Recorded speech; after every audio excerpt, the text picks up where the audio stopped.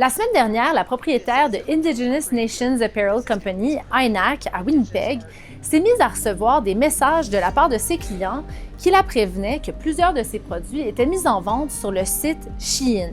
Et à ce moment-là, Michelle Cameron s'est rendu compte que la quasi-totalité de sa collection était en vente sur le site du géant de la mode chinois. Mais ce qu'on retrouve sur le site du détaillant chinois, ce ne sont pas que des copies de ces produits. Shein s'est carrément accaparé des photos qui se trouvent sur le site de INAC pour mettre en vente les produits. La preuve, c'est que la jeune femme sur cette photo, c'est la fille de Michelle Cameron.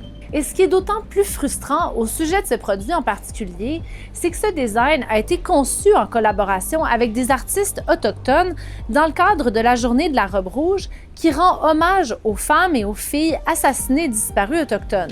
When they take something like that, it's actually just taking away from all the effort we put in and all the heart. Michelle Cameron a tenté de contacter Shein pour leur demander de retirer les produits de leur site Internet et elle a reçu en retour un formulaire, ce qui lui fait dire qu'elle n'est définitivement pas la seule dans sa situation.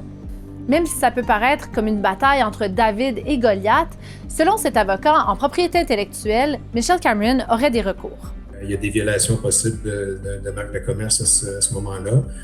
Ce sont des recours qui peuvent être intentés en cour fédéral, en cour supérieure, en cour provinciale. Mais vu que des situations comme celle de Michelle Cameron ne cessent de se répéter, il faut se demander si ces recours sont suffisants pour dissuader les géants de la mode de continuer à copier les créations de petits artistes.